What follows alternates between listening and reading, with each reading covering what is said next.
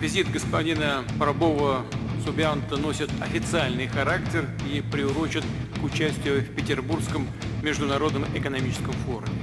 Oke, kabar yang cukup gacor kali ini lanjut bos. Yang pertama datang lagi dari Rusia, Indonesia, di mana baru-baru ini Rusia menyebut bahwa negara kita Indonesia bisa jadi pemain kunci di BRICS dan Global South. Nah, lantas apakah maksudnya itu? Bagaimanakah pernyataan lengkap Rusia kepada kita Indonesia? Setelah ini kita kupas bos.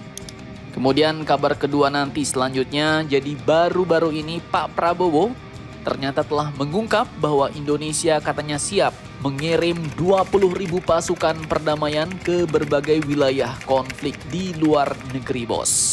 Nah loh, lantas wilayah konflik manakah itu maksudnya? Dan sebagai pasukan apakah itu? Penasaran? Beritanya cus! Mari kita kupas berita lengkapnya satu per satu bosku.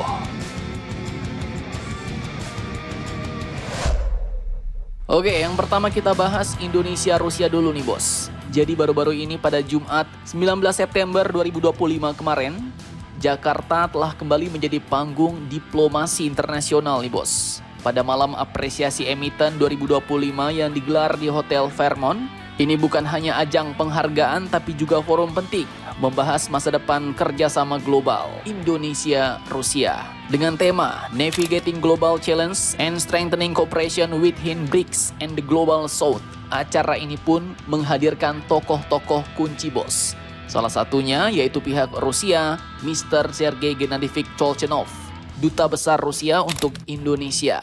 Dan di hadapan para pelaku industri dan pemangku kebijakan, beliau, Dubes Rusia ini pun menyampaikan pesan yang bergaung kuat nih bos. Yaitu Indonesia bukan lagi sekedar pengamat, melainkan calon pemain kunci dalam peta ekonomi dan politik global. Ia menegaskan setelah pertemuan Presiden Prabowo dan Presiden Vladimir Putin di Saint Petersburg, lahirlah deklarasi kemitraan strategis yang membuka jalan bagi kerjasama konkret di bidang perdagangan, investasi, energi hingga transportasi. Dan contoh nyatanya saat ini sudah terlihat bos, yaitu Danantara bersama Russian Direct Investment Fund telah menaikkan kesepakatan dana investasi sebesar 2,9 miliar US dollar. Kemudian tak berhenti di situ saja, Rusia juga siap meningkatkan ekspor energi, produk pertanian, pupuk serta bahan baku lainnya ke Indonesia. Kemudian bidang pendidikan pun juga mendapat sorotan nih bos. Rusia katanya telah menawarkan lebih banyak beasiswa bagi mahasiswa Indonesia serta juga mendukung pembelajaran bahasa Rusia. Mantap jos. Kemudian Mr. Tolchenov ini pun menutup dengan nada optimistis. Katanya sebagai anggota baru BRICS, Indonesia berpeluang menjadi jembatan penting bagi kerjasama negara-negara Global South dan Global East. Dan ini adalah peran strategis yang bisa mengubah peta kekuatan dunia. Mantap jos. Nah, lanjut kita ke berita soal Pak Prabowo yang menyatakan bahwa Indonesia siap mengirim 20.000 pasukan ke titik-titik panas dunia bos. Bagaimanakah itu?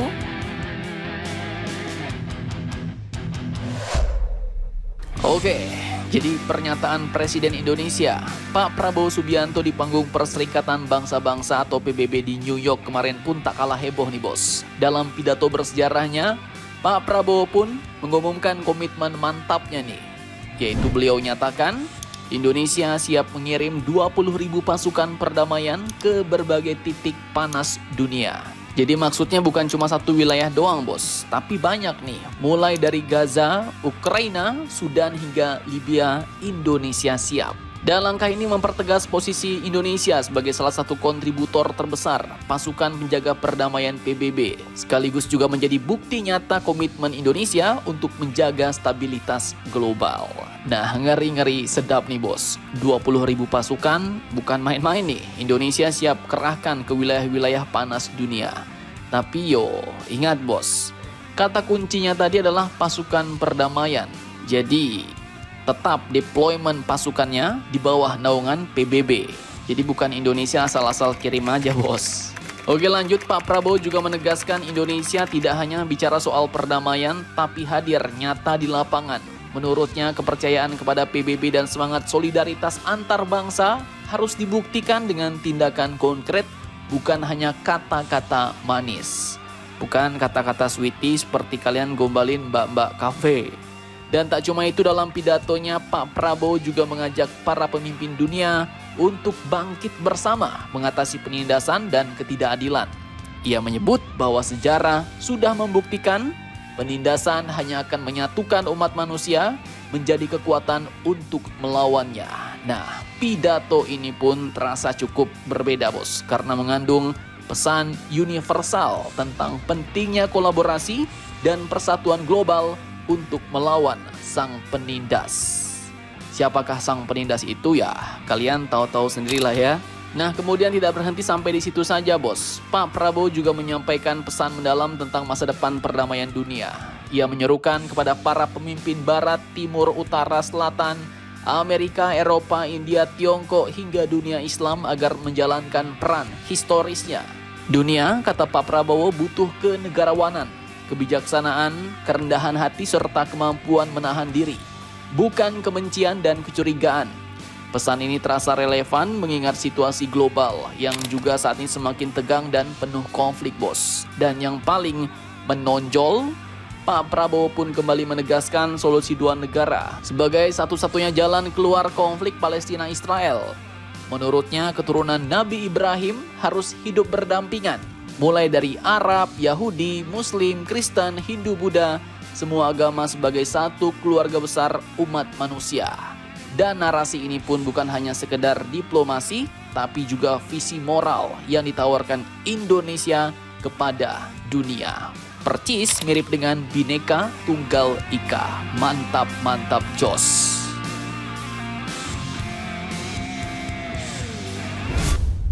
Nah, lanjut, terakhir kita balik ke Rusia Indonesia nih. Jadi ternyata baru-baru ini Dubes Rusia juga mengunjungi markas besar TNI Angkatan Laut di Cilangkap, bos. Ada apakah gerangan? Nah, jadi admin kutip langsung dari situs resmi TNI Angkatan Laut.